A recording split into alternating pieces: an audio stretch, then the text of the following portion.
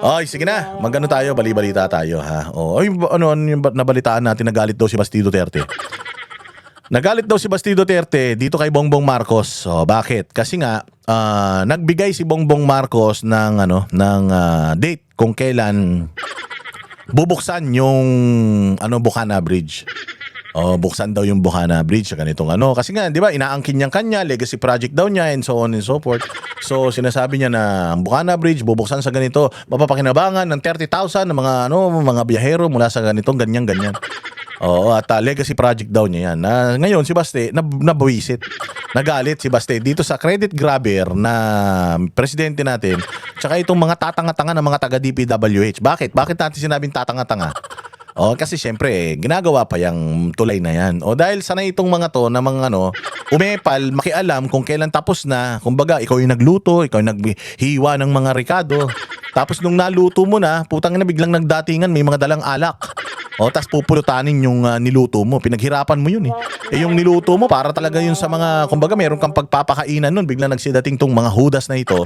Tapos nag-inuman, kinuha yung niluto mo, kinain nila. Tapos sinabi nila, ang sarap talaga ng pulutan sa inuman natin, ganun ang ginawa ng mga buwaka ng inang yan eh. So ngayon si Baste nagagalit. Bakit? Kasi sabi nga niya, mali yung ginawa nila eh. Kasi hindi sila nakipag-coordinate sa amin. Itong tulay na to, kinurdunan nila, sinaran nila sinaran nila yung coastal road. Kinurdunan nila ito, may mga tangke pa, tapos bumaba sila naka-helicopter, tapos naglakad sila dun sa tulay para sila mga ulol. Para silang mga Avengers na makikipaglaban sa digmaan. Para silang mga Backstreet Boys na gumagawa ng music video. Nilagyan nila ng tarpaulin nila, tapos inangkin nila na kanila. Magbubukas to sa ganito. Ang sabi ni Baste, hindi yan pwedeng basta-basta magbukas pa. Kailangan muna ng permiso ng local government kung safe na bang magbukas yan. Kasi katulad niya sa Davao City, napakahigpit dyan. Ang speed limit dyan, minsan 40 lang. 30, ganun, depende. Hulihin ka talaga dyan. Very strict sila dyan. Kasi nga, ayaw nilang madisgrasya yung mga motorista. So ngayon, itong tulay na ito, marami pang kailangan. Mukhang tapos na siya. Mukhang okay na, mukhang tapos na siya. Pero marami pang mga safety checkings na kailangan. Syempre, yung building building official engineer ng city engineer ng Davao, hindi man sila gumawa niyan. Pero syempre, nagbigay ng permit ang Davao LGU para gawin yan. So nakaantabay din yung city engineer, tinitingnan nila kung tama ba yung mga pagkakagawa. Maayos ba? Sunod ba yung plano? Safe ba? Ngayon, after nyan, i-check pa nila yan. Tapos, yung tulay na yan, hindi pa tapos. Bakit? Wala pang mga nakalagay na mga signages, wala pang mga linya yung kalsada.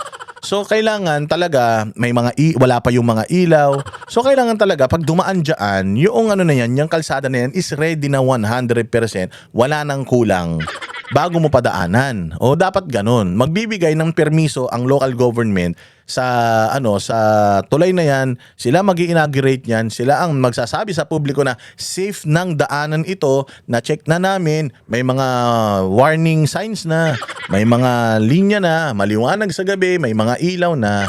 So okay na yan, pwede na yun yung daanan yan. Ganun dapat. Kaya lang, dahil putang ina to si Bongbong, patay gutom sa credit dahil wala naman nagawa na proyekto para sa gobyerno niya. Kundi ang pinakamalaking proyekto lang naman niya is nakawan ng bayang Pilipinas at saka mag-party-party sila ng pamilya niya. Ewan ko, sabi ni Amy Marcos, mag-pot session sila. Pumunta doon. Tapos nagmagaling. Binuksan na sa ganitong araw. Sabi nga ni Baste, putsang inang yan. Siguro, dahil kupal naman sila, gusto nilang pakialaman, kami yung nagtrabaho, kami yung nagtulong-tulong, tapos sila yung kukuha ng credit, pinabuksan sa ganito, hindi mo naman pwedeng, baliin yung, sabi nga nila, pag utos ng hari, hindi nababali.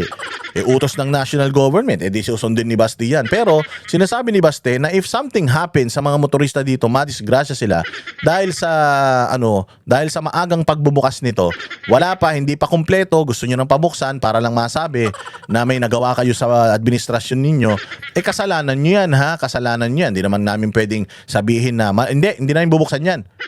Dahil utos naman ng kataas-taasang magnanakaw sa Pilipinas yan. So kailangan, syempre, mag-adhere, mag-comply ang LGU. Pero may reservation si Basti Duterte at sinasabi nga niya na masyadong maaga yung pagbubukas, hindi pa yan dapat buksan sa publiko. Gawa ng marami pang mga kailangan na mga marami pa kaming checkings na kailangan gawin at kailangan mag-comply pa noong contractor doon sa mga checkings na yung mga features nung tulay na gusto naming ilagay nila for safety ng mga magta-travel, di ba? Kaya sabi niya, gusto nilang pabuksan Gustong pabuksan ng mga puta di pagka nabuksan niya, may nadisgrasya, sa kanila yan Huwag na isisisi sa amin yan. Baka mamaya yan, may nadisgrasya dahil sa pagbubukas nila ng maaga, isisi nila sa amin yan. So yun yung sinasabi ni Baste, na nag-iisip bata kasi. Dahil alam naman niya na ang schedule talaga ng bukas ganito, pinaaga-agahan niya dahil nagtitrip siya. Kaya kayo, bantay-bantayan niyo yan trip ng trip yan. Ang lakas ng trip niyan.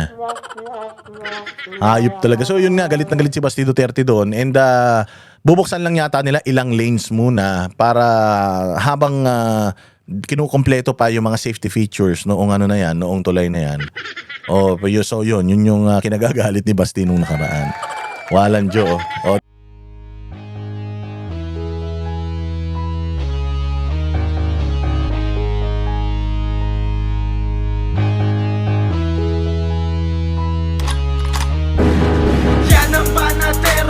Walang inuurungan. Pag tama palakpakan, pag mali ay babanatan. Yan ang Banateros, boses ng ordinaryong Pilipino. Banateros ay walang makakaawan.